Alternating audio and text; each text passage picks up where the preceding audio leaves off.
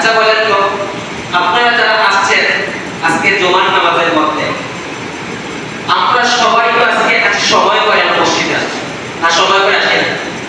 আমাদের কাজকর্ম তো যদি থাকে পরবর্তী কর্ম বা কাজকর্ম আগে শেষ করে আসছে।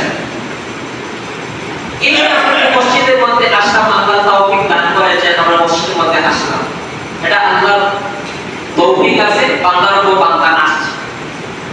আপনি বলেন তো, আপনি আজকের নামাজে জুমার নামাজে আসতে পারলেন, আপনি কি আসর নামাজে আসতে পারবেন না? চাইলে পারবেন, কিন্তু আপনি পারেন না কেন? শয়তানের দোকায় করে। একজনকে বললাম ভাই নামাজ পড়ো, হুজুর শয়তান আমার উপর গালিব হয়ে গেছে, মানে শয়তান আমার থেকে আমাকে এমন ভাবে ধোঁকা দিয়েছে, আমার মন থেকে শয়তান আর গালিব হয়ে গেছে। আমি বললাম না, শয়তান তোমার উপর গালিব হয়ে নেই, তুমি শয়তানের উপর গালিব হয়েছে। শয়তান তোমাকে ধোঁকা দেয়, তুমি শয়তানকে ধোঁকা দিচ্ছ।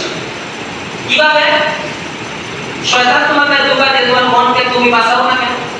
নফসে আমারা থেকে, নফসে লাওয়ামা থেকে তুমি বাঁচাও না কেন? চেষ্টা করো না কেন?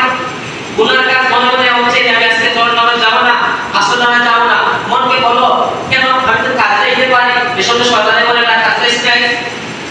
তোর সন্তানের দিন চলবে কিভাবে, টাকা পয়সা দরকার আছে, এসব শয়তানে বলে না, এসব শয়তানে বলে না।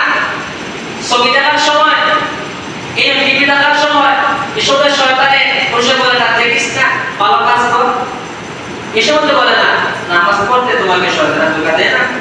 দুনিয়ার সব কাজ করতে তোমার সময় মতো করতে পারো, আর পাঁচ ওয়াক্ত নামাজ পড়তে তুমি সময় মতো করতে পারো না।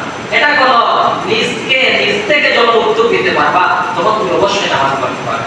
তুমি নিজ থেকে উদ্যোগ নাও না। হে বান্দা, চিন্তা করো, জাহান্নামের আগুন ইনশাআল্লাহ বলবো, জাহান্নামের কি তীব্রতা, কিভাবে আযাব দিবেন আল্লাহ, সহ্য করতে পারবা?